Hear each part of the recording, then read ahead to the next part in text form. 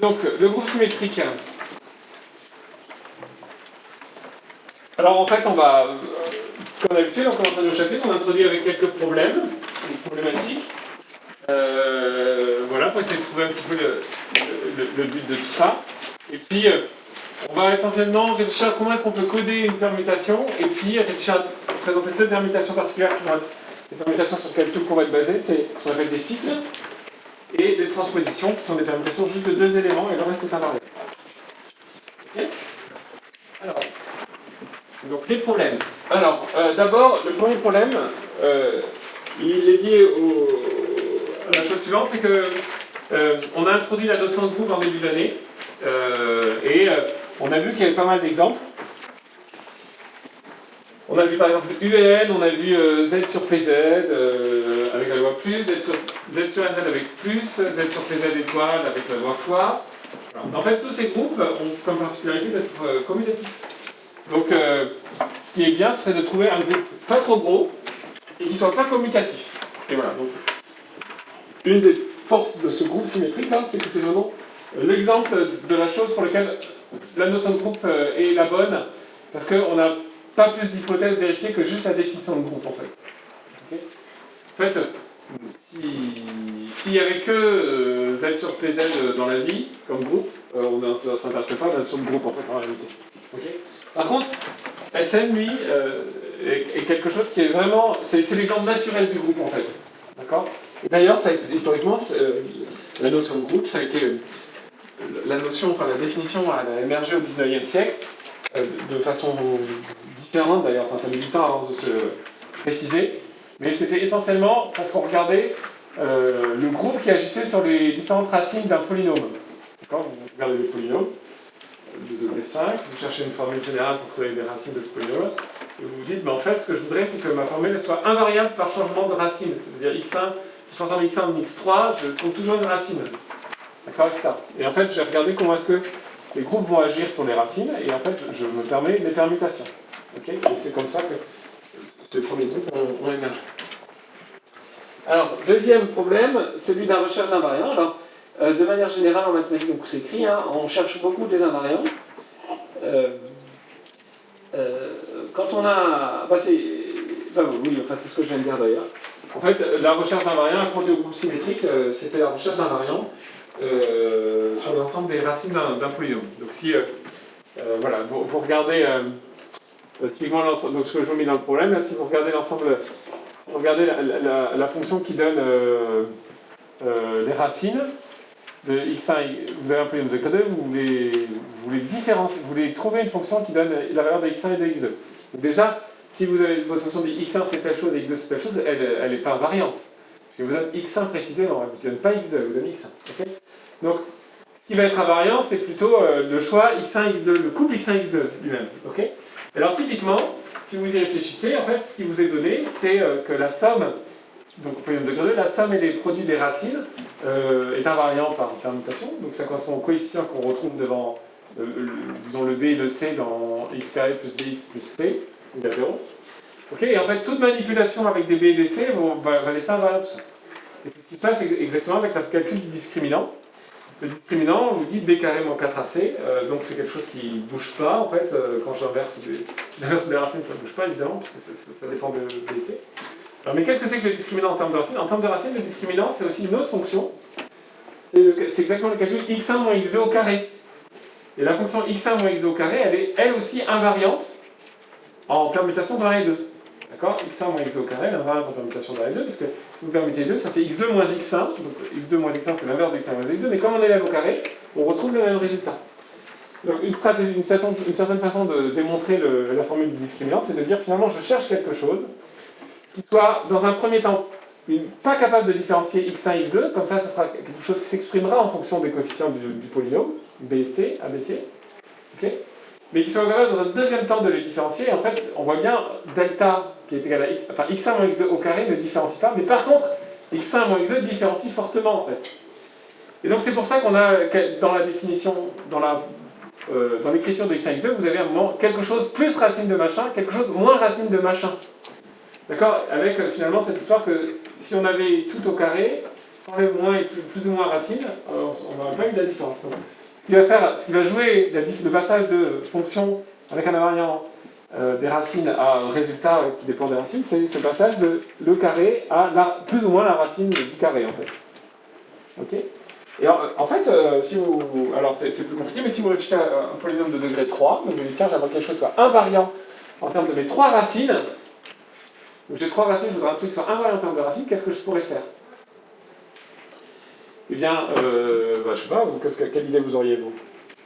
Donc je pose x1, x2, x3, les trois racines de mon polynôme de degré 3, et je voudrais une fonction de x1, x2, x3 qui soit invariant par x, quand j'inverse x1 avec x2, x2 avec x3, x1 avec x3, enfin, eh bien, naturellement, ce qui va apparaître, c'est x1 plus jx2 plus j carré x3. D'accord? Ok? Bon. Sauf que ce truc-là, il est quand même variant, donc il faut l'élever au cube. Ok? Et en fait, vous dites, ah ben en fait, le truc d'avant, c'était x1 moins x2 au carré. Bah oui, parce que moins 1, c'était la racine carrée de 1, enfin de moins 1. Enfin, 1 et moins 1, ce sont les racines carrées de 1, voilà. Ici, il y a j et j2 qui apparaissent comme des racines cubiques de 1. Dis-donc, si je veux faire une formule qui marche au degré 4, c'est pareil, il faudrait que je cherche quelque chose. Alors en fait, le truc, c'est que ça va se dédoubler. Hein. Il va y avoir deux autres formules. x1 plus, je sais pas, ix2 plus moins x3 moins ix4. C'est toutes les copines. Si je commute tout ça, en fait, ça ne va pas bouger. Okay. Alors en fait, l'idée, c'est que comme on a un système, comme ici on a trois inconnus, on ne peut pas résoudre avec juste une équation. Okay. Il nous faudrait deux autres équations. Donc, vous avez la copine qui vient avec, qui est celle-ci, x1 plus j carré x2 plus x3 au cube. Voilà. Et dans toutes les méthodes que vous trouverez, méthode de Cardan ou Ferrari ou je ne sais pas qui, ça démarche là-dessus en fait. On transforme le polynôme, d'accord, de manière à, et on crée des équations auxiliaires. En fait, la méthode, ça consiste à appeler ça U, ça V, et de chercher le polynôme dont U et V sont les racines. Le polynôme de degré 2. D'accord? Et en fait, U et V sont tous les deux, comme ça, quand je permute 1, 2, 3, c'est invariant. U et V peuvent toutes les deux s'exprimer en fonction des coefficients. Donc, au début, je commence par une équation qui est ax3 plus bx carré plus cx plus d. Il faut faire un peu de calcul, mais ce U là, il s'écrit exactement, alors je sais pas, c'est c cube moins 3ba carré plus je sais pas quoi, enfin, une fonction de ces nombres-là. Parce qu'il ne voit pas la différence entre les racines. Donc en fait, il est lié à ces trois. Ok, donc je calcule U, je calcule V, après je dis maintenant je regarde le polynôme dont U et V sont les racines, et après j'arrive à un autre polynôme qui dépend de celui-ci. D'accord, donc celui-ci est transformé en un polynôme de degré plus petit. Je calcule les racines de celui-là, je reviens en arrière pour calculer x1, x2, x3, et j'ai gagné. Donc à chaque fois que vous trouverez une méthode de Cardan, tout ça ne sera pas expliqué, on vous donnera le savoir-faire et on vous dira, vous avez un polynôme de degré 3, vous commencez par une petite manip, voilà. En fait vous faites disparaître x2 parce que les calculs sont plus simples, vous centrez en 0. Après vous dites, je pose grand A égale truc et grand B égale machin, je cherche les solutions de l'équation x carré moins grand A, grand I, petit x plus grand B. J'ai trouvé des noms, que j'appelle U et V. Et maintenant je cherche à résoudre le système bidule, et je trouve les noms x1, x2, x3. Il faudra un troisième système, il y a une troisième W, si vous voulez, c'est tout simplement x1 plus x2 plus x3.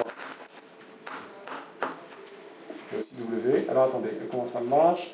Alors mes racines, alors attendez. Non, parce qu'en fait ça doit tourner, W doit s'écrire en fonction de U et V. Il va y avoir un truc genre égal UV ou je sais pas quoi. Au cube, c'est bon. Bon, je connais pas bien ma méthode. Bon, c'est ça l'idée. Ok? Et en fait, donc ça s'est fait. Sa recherche d'invariance du polynôme, c'est 16e siècle, hein, donc c'est quand même 2 siècles avant la notion de groupe. Mais on voit que donc pendant 2 siècles, entre la formule de Cardan, Ferrari, qui arrivait jusqu'au polynôme de degré 4, donc degré 2 c'est le Moyen-Âge, degré 3, degré 4 ça s'est fait en 20 ans. D'accord? Donc très rapide. Et puis après, pendant 2 siècles, on bute sur degré 5. D'accord? Jusqu'à ce qu'on dise, en fait, on va arrêter de chercher la formule, on va démontrer qu'il n'y en a pas. Ok, certains le sentaient, mais jusque-là, la situation c'était je crois qu'il y en a, je la trouve, je crois qu'il n'y en a pas, comment je démontre qu'elle n'existe pas? C'est ça qui est compliqué.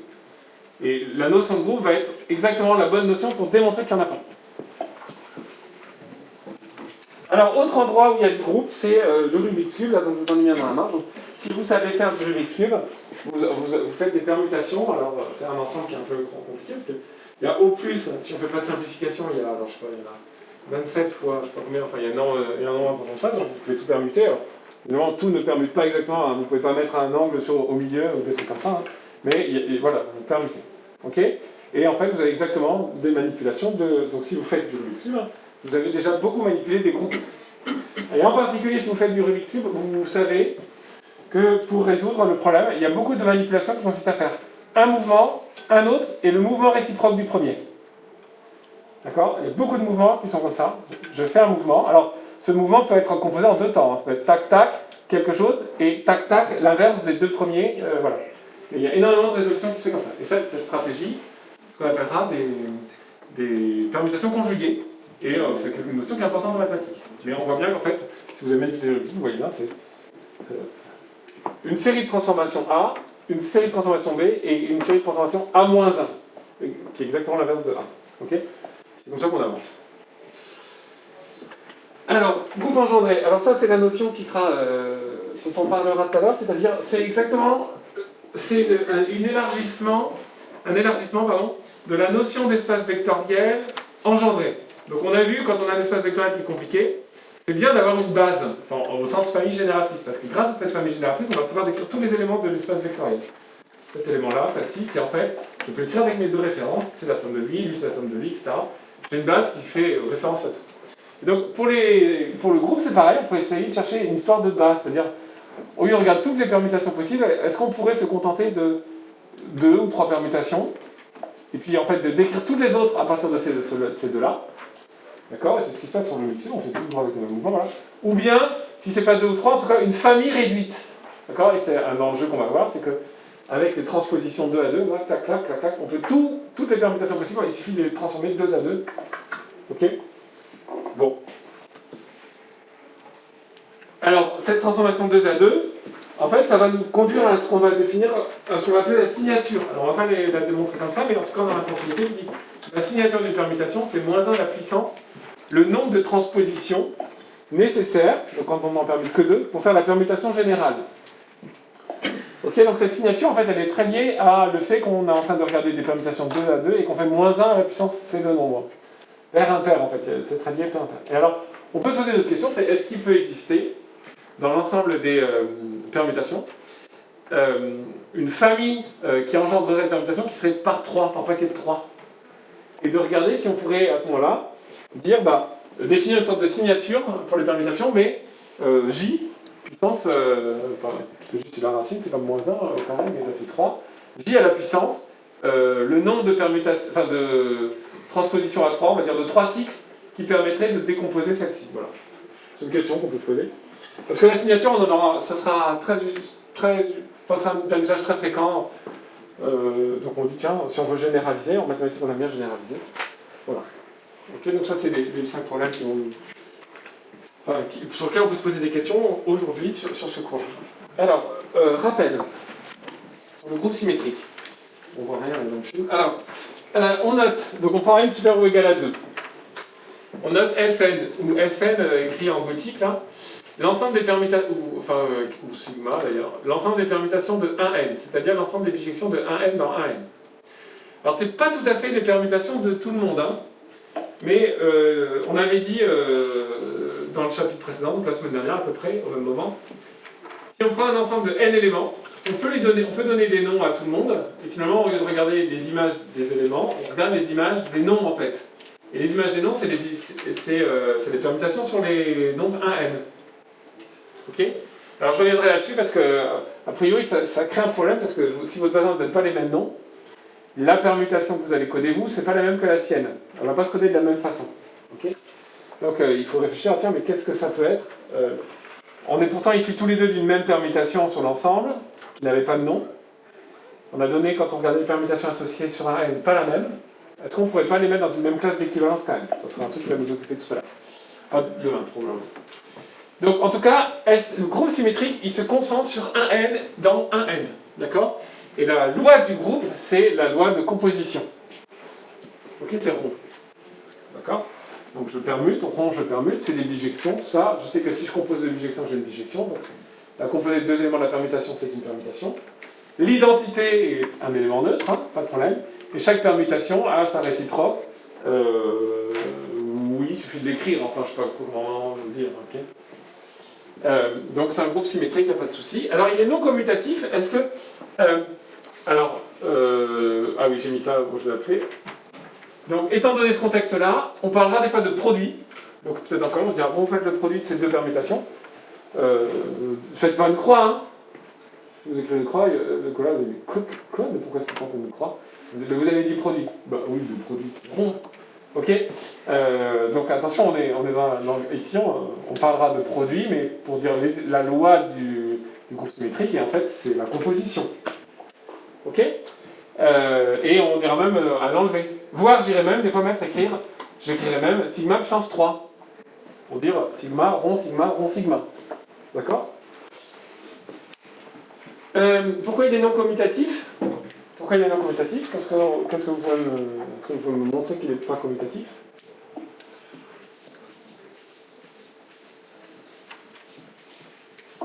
Oui, désolé Théo. Si on prend un ensemble à trois éléments, on a 1 des 3. Donc on prend n égale 3. On est d'abord les deux premiers puis les deux seconds. Alors donc on va appeler sigma 1, c'est l'application, alors on va l'écrire comme ça pour l'instant, qui a 1, 2, 3 associé 2, 1, 3 comme ça. Et sigma 2, c'est l'application qui a 1, 2, 3 associé 1, 3, 2, si je comprends bien. Alors on va regarder, sigma 1, rond sigma 2. Qu'est-ce qu'elle fait celle-là? Alors sigma 2 de 1, ça fait 1, puis après on lui applique sigma 1, ça fait 2 donc. Ok, sigma 2 de 2, ça fait 3, et ça fait 3 ici. Et sigma 2 de 3, ça fait 2, et 2, ça fait 1, donc ça fait 1. Bon, je vérifie au passage que j'ai bien obtenu les trois nombres différents, 2, 3, 1. Et maintenant, si je fais sigma 1 rond sigma 2, non, je viens de le faire déjà. Sigma 2 rond sigma 1. Donc 1, 2, 3. Donc 1 est envoyé en 2, et 2 est envoyé en 3. Donc 1 est envoyé en 3. 2 est envoyé en 1, 1 en 1. Et 3 en 3, 3 en 2. D'accord, donc on a bien sigma 1 rond sigma 2 qui est différent de sigma 2 rond sigma 1.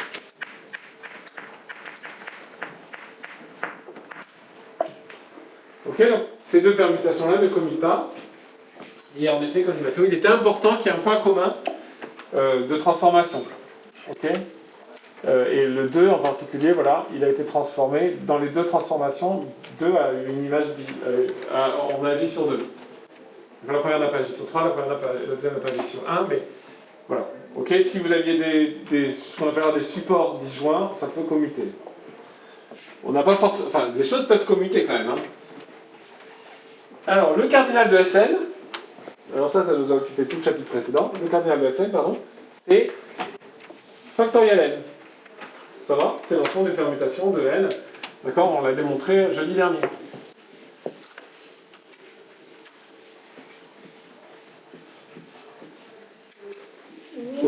Si je crois que j'ai écrit démonstration, on va voir jeudi dernier.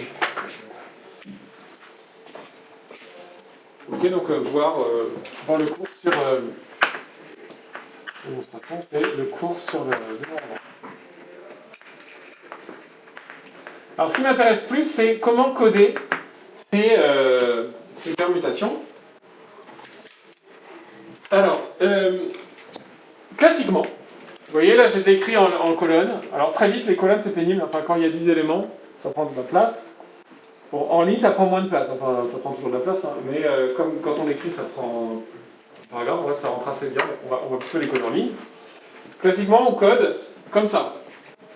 1, sigma 1, sigma 2, 1 est envoyé en sigma 1, 2 est envoyé en sigma 2, 3 sigma 3, etc. Alors en fait, on en a déjà parlé de ce codage la semaine dernière, non? Je sais plus. Ouais, voilà. En fait, on se rend compte que cette ligne-là ne sert pas à grand chose. Parce que jusque-là, tout le monde connaît la ligne de 1 à n, en tout cas à partir du CM2, ou je sais pas, non, du grande section. Donc on gagne à écrire sigma comme cette forme-là, sous la forme d'une liste des images de sigma. On peut écrire, alors au passage, là, vous voyez, sigma 4 égale sigma 4, bon, c'est le quatrième élément de la liste sigma, en fait c'est l'image de 4 par sigma. Et puis cette version-là, si on a envie, même si Alexandre me dirait, mais en fait, vous voulez dire 6 en fait quand vous écrivez ça. Ok. Et ce serait pas faux. D'accord. Bon, donc c'est flou, hein, cette image. Enfin bon. Alors, autre codage possible, c'est donc, mais c'est le codage qu'on vient de voir, c'est le codage le plus fréquent, c'est le codage de Cauchy en fait. C'est en règle générale comme ça qu'on écrit. Mais on peut voir des choses de deux autres. Je vais vous proposer deux autres façons de les voir. La première, c'est en termes de matrice. Donc, on va coder la permutation sigma dans la matrice grand sigma, qui va vérifier grand S, pardon, qui va vérifier le coefficient en ligne I, J de cette matrice S vaut 1 si en fait I c'est sigma de J et 0 sinon. D'accord? Donc si on prend ces trucs-là, là, si on, alors, je sais pas si. Un exemple, j'ai la démonstration. Voilà, exemple. Ah ben voilà. Alors, on va commencer par cela. Si je prends la matrice S1, là, qui est associée à sigma 1, qui est là. Donc si je prends S1 qui est associé à sigma 1, je vais obtenir S1, donc en fait c'est une matrice. Donc en première ligne, je retrouve un 1 lorsque, en première ligne, lorsqu'en fait on est sur la colonne dont l'image par sigma donne 1. Bon d'accord, alors ici c'est 2. D'accord? Donc ce 2 là, c'est là. Alors au passage, on s'est rendu compte que quand j'ai réfléchi en ligne, j'ai été obligé de dire je vais avoir un 1 là où j'ai quelqu'un dont l'image est 1. C'est-à-dire que j'ai réfléchi en termes de sigma moins 1 en fait. Donc peut-être qu'il faudrait mieux réfléchir autrement, alors je propose de réfléchir plutôt en colonne. Donc ici c'est J, donc J égale 1. Ah oui, ouais, c'est clairement plus simple. Si je prends J égale 1, en fait je regarde sigma de J, sigma de 1, sigma de 1 c'est 2, donc je retrouve 1 ici en deuxième ligne. Voilà. Ok. Sigma de 2 c'est 1, donc première ligne, et sigma de 3 c'est 3. Donc c'est plus simple de réfléchir, avec le codage classe, c'est plus simple de réfléchir en colonne, qui fait l'image directe. Les lignes font l'image réciproque. Mais peut-être que ça me donnera une idée pour tout à l'heure, ça. Peut-être un affaire. Alors maintenant, si j'essaie de trouver cette matrice-là, de l'exemple qui est donné ici. Donc dans cet exemple, sigma c'est 2, 1, 4, 5. 4, 5, 3. Donc je réfléchis plutôt sur les lignes, sur les colonnes, pardon. Donc 1, on a été envoyé en 2, donc il va y avoir un 1 à l'image, à la deuxième ligne.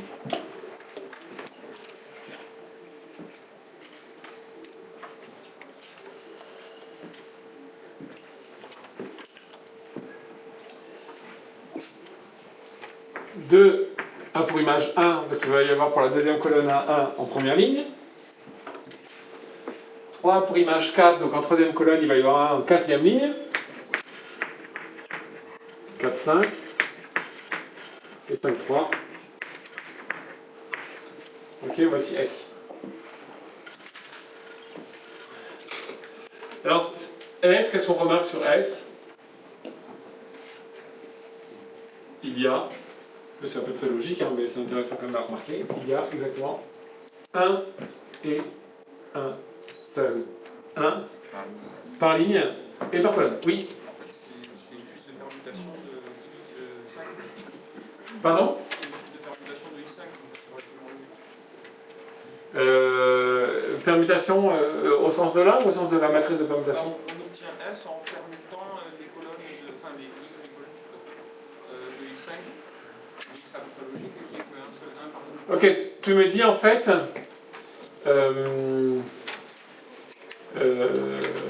que S, il est obtenu à partir de IN, c'est ça? De 5. En faisant, alors là, qu'est-ce qu'on a pris? Alors, donc là, c'est des règles. Donc il va y avoir CI, soit C sigma de I. Alors, est-ce que c'est ça ou c'est des lignes? On va réfléchir un peu. Alors, par exemple, sigma de 5, c'est 3. Sigma de 5, c'est 3. Donc je regarde.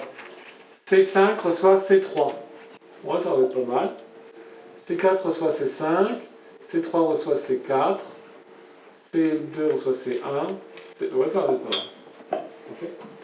Donc on a on a cette formule-là, et comme en fait on a obtenu à partir de 5, ça fait un seul 1 par ligne et par colonne.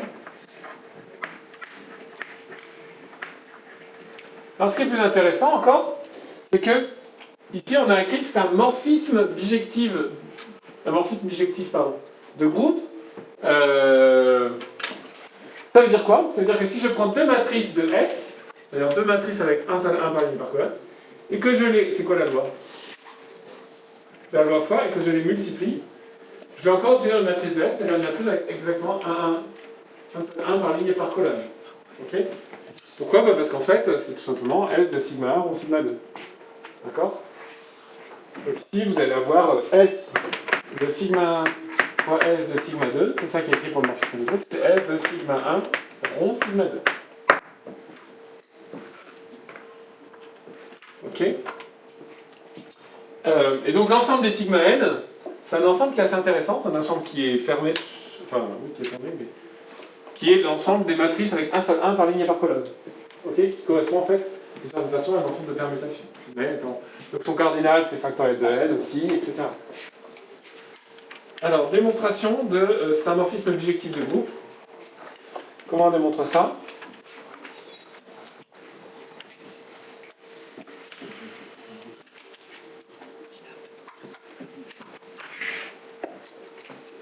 J'attends.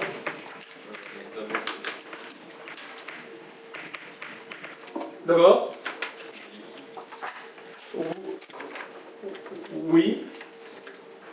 Alors peut-être... alors quelle est l'application phi-1?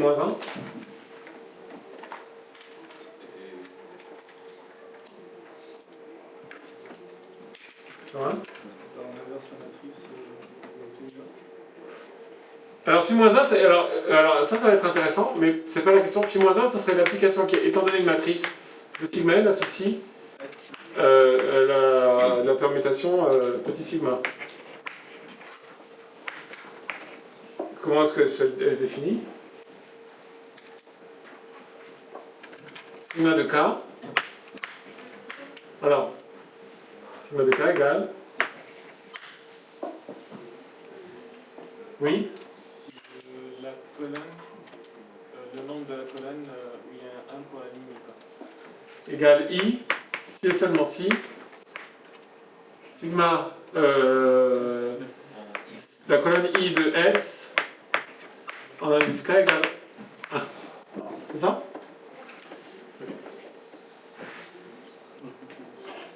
Comme il n'y a qu'un seul 1 par ligne et par colonne, ça me définit bien un seul i possible pour chaque sigma. Oui? On peut dire la somme des coefficients de la colonne. Ah bah voilà, peut-être une autre option. Non. Parce que ça donnera toujours 1. Ah oui, oui, Alors, phi-1 est bien défini. En fait, c'est pas que phi-1 est bijectif, c'est pas le problème, mais phi-1 est bien défini. Alors, ça veut dire quoi? Ça veut dire qu'en effet, pour tout cas, enfin, pour tout cas, sigma de k existe bien, il faut bien définir. K, quel que soit k, il existe un unique i, tel que ci de S. K est égal à 1. Donc ça veut dire que sigma est bien défini, premièrement. Et deuxièmement, sigma est bien une application de n indice n dans n indice n, car pour chaque ligne, il n'y a qu'un possible. Dans chaque ligne, il n'y a qu'un seul 1. Il n'y a qu'un seul 1. Ok? Sinon, on aurait quoi comme problème? On aurait comme problème, s'il y avait plusieurs 1 dans chaque ligne, on aurait... on veut des i, les colonnes i.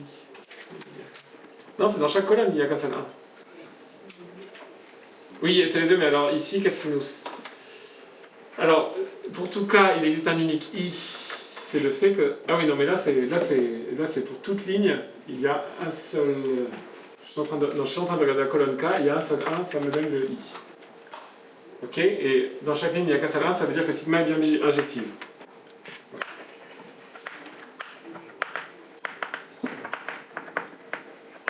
D'accord? Donc bijective. Oui, Alexandre. Je pense que la formule qu'on a trouvée, elle est juste, par exemple, si on prend k égale 5, Ah, alors c'est peut-être ça qui fait que je suis perturbé sur les lignes des colonnes. Alors on y va. Alors sigma k égale I. Donc sigma k, donc, là je suis en train de regarder la colonne, donc, le cinquième élément de 3. Le cinquième élément, ça donnerait 4 en fait. Donc c'est l'inverse. Égale I est équivalent à la kème colonne. En ligne I égale 1. Donc ça, sigma 3, sigma 5 égale 3.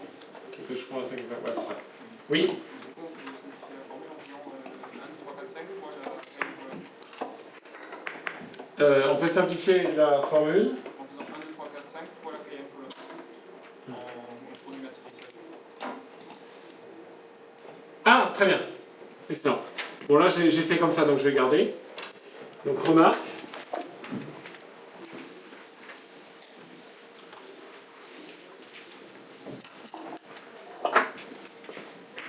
Je suis toujours dans la démonstration. Hein. Donc, on va aller jusqu'au bout. Si je fais S multiplié par la matrice 1, 2, 3, 4, 5, enfin S multiplié par 1, 2, etc., jusqu'à N, j'obtiens. C'est ça que tu dis? Non, je disais 1, 2, 3, 4, 5 en ligne. Ah, pardon. Fois la kème colonne.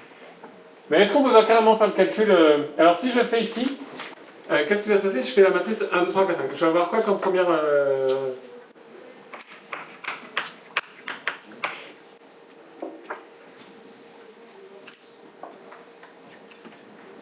2, 1, 5, 3, 4. Alors est-ce que c'est celle que je voudrais avoir? Non. Donc je vais me le mettre de côté, mais par contre tu proposes l'autre, toi? C'est-à-dire celle-là.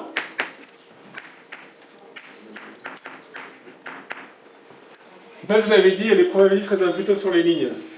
Donc si maintenant je fais le calcul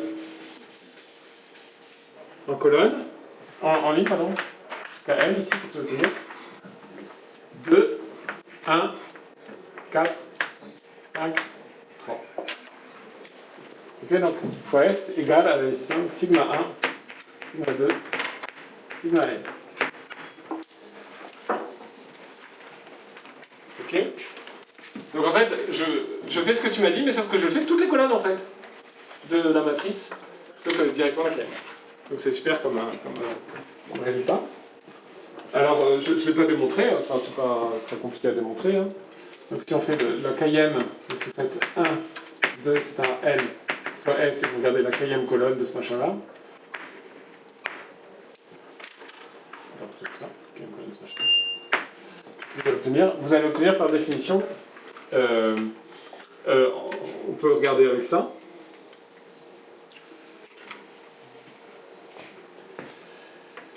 J'ai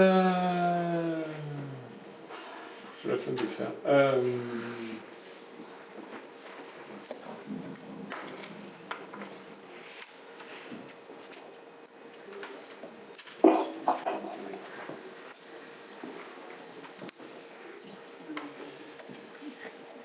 Comment est-ce qu'on pourrait faire ça proprement? Alors la somme pour i variant de 1 à n de i multiplié par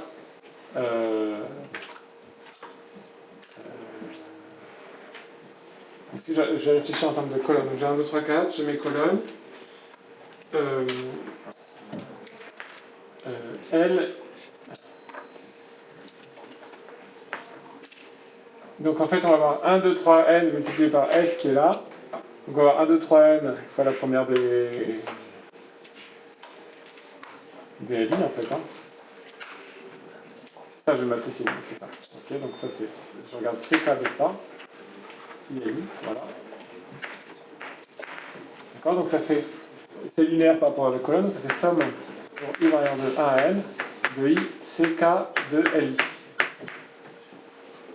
D'accord, et CK de LI, qu'est-ce qu'il vaut CK de LI LI 2S, excuse-moi. 2S. Que vaut CK de LI de S? Eh bien, il vaut 1 si et seulement si Donc c'est égal à la somme pour les variants de 1 à n, il vaut 1. Donc CK de I de S, c'est E, c'est le coefficient, donc c'est I, le coefficient de S en ligne I colonne K. Et donc on a dit que ça fait somme pour les variants de 1 à n de I multiplié par delta I sigma K. D'accord? Et donc qu'est-ce qui reste dans cette somme-là? Il reste sigma K. Voilà, ça c'est joli. C'est pas mal comme petite démonstration. Alors, comment j'ai perdu le fil du passage?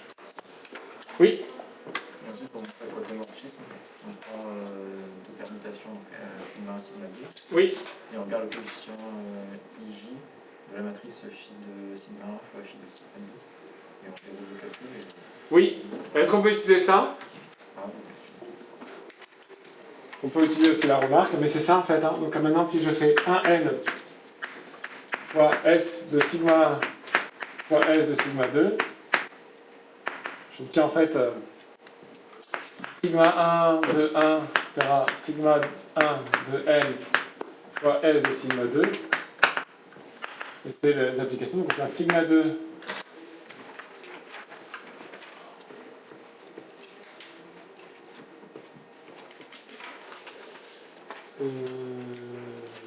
je sais pas l'anglais.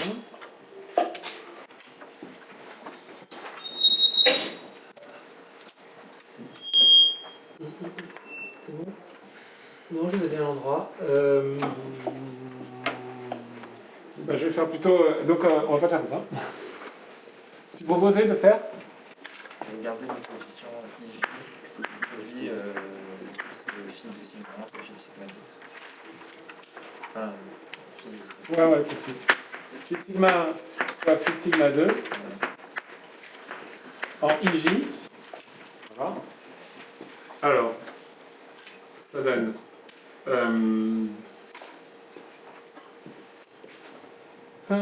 Donc ça fait la somme pour K variant de 1 à n de phi de sigma 1 en IK, phi de sigma 2 en KJ. Donc on a dit en fait que ça fait delta somme pour K variant de 1 à n de delta I sigma 1 de K, delta K sigma 2 de J. D'accord? Et ce produit, en fait, il vaut 1 si et seulement si c'est égal à 1 si et seulement si en fait K égale sigma 2 de J et I égale sigma 1 de K. Si on peut se débarrasser de ce K, ça m'arrangerait. Et ben oui, en fait, K ça sert à rien, c'est-à-dire I égale sigma 1 de sigma 2 de J. Donc ça donne delta I sigma 1 rho sigma 2 de J, soit en fait le coefficient ligne I de la matrice phi de sigma 1 rho sigma 2 en J. D'accord? Donc on a ça pour tous les coefficients IJ. Donc on a phi de sigma 1 fois phi de sigma 2 qui est égal à phi de sigma 1 en sigma 2. Il n'y a pas besoin de faire l'identité, hein, c'est un cas particulier. Voilà, ça commence à faire. Alors, donc, au passage, en fait, je ne fais pas la structure de groupe. La structure de groupe de sigma tombe de l'autre. J'ai un morphisme bijectif. Le premier est un groupe, le deuxième est un groupe. D'accord? Si vous cherchez S-1, ben c'est facile. Dans votre morphisme bijectif, vous allez regarder sigma-1 et vous en déduirez S-1. Alors, question, comment est-ce qu'on peut obtenir S-1 quand même rapidement avec ce codage? Oui. En utilisant par la permutation inverse. Oui. S-1, donc c'est phi de sigma 1. Oui. Et phi de sigma 1, du coup, c'est juste qu'on inverse les lignes, on obtient un transposé. On inverse les lignes. Ouais, c'est ça, on inverse ligne et colonne. On transpose. Donc ici, en fait, S-1, en fait, c'est la transposée de S. D'accord? Ou encore, phi de sigma-1 égale phi de sigma transposé. Ok? Et si on fait la trace de S, qu'est-ce qu'on obtient si on fait la trace de S? Grégoire? On obtient le nombre d'éléments qui ne sont pas permutés. Voilà, c'est les points fixes. Donc trace de S égale nombre de points fixes de sigma. Ok, donc c'est des informations assez intéressantes pour des permutations en règle générale. On écrit, alors, dernière chose, une autre façon de les représenter, c'est de les écrire sous forme de flèches comme ça. D'accord? On reviendra sur cette représentation et elle n'est pas vraiment canonique. Donc si je prends la permutation 1, 2, 3, 4, 5 et renvoyant 2, 1, 4, 5, donc 1 est renvoyé en 2, 2 en 1, 3 en 4, 4 en 5, 5 en 3. L'avantage de cette permutation, c'est que, en particulier, le produit de deux permutations, c'est facile. Vous en prenez la première, vous prenez la deuxième et vous les mettez l'une sous l'autre. D'accord? Et vous complétez, donc vous dites, maintenant, comment est-ce que 3 est transformé? D'abord en 4, puis après en 2. Donc 3 est transformé en 2. On tire sur les câbles, en fait, on va dans cette forme de tresse. Donc c'est assez facile. Bon bah, alors on va faire cet exercice, et puis les permutations particulières, on verra ça demain. Donc sigma 1, donc on a 1, donc sigma 1, 2, 3, 4, 5. Donc 1, 2, 3, 4, 5. Donc 1 va en 2, 2 en 1, 3 en 4, 4 en 5, 5 en 3. Sigma 2, 1, 2, 3, 4, 5, 1, 2, 3, 4, 5. 1 va en 2, 2 va en 3, 3 va en 1, 4 en 5 et 5 en 4. Voilà, ça c'est mes deux démonstrations. Alors maintenant, si je veux déduire sigma en sigma 2, il faut d'abord écrire sigma 2. Hein. Donc on obtient 1, 2, 3, 4, 5, 3, 4, 5, 1, 2, 3, 4, 5. Sigma 2, sigma 1. Donc 1 en 2, 2 en 3, 3 en 1, 4 en 5, 5 en 4. 1 en 2, 2 en 1, 3 en 4, 4 en 5, 5 en 4. Et donc sigma 1 prend sigma 2, finalement c'est la transformation où 1 va en 1, 2 va en 4, 3 va en 2, 4 va en 3 et 5 va en 5. Ok, c'est comme si vous tiriez sur le fil, sur chaque fil, pour les tendre. Ok, alors les permutations particulières là, des cycles et des transpos, alors on verra ça demain. Néanmoins, regardez parce que pour faire des exercices, je pense qu'on en a besoin. Ça va sonner, ouais. Donc 559, 560.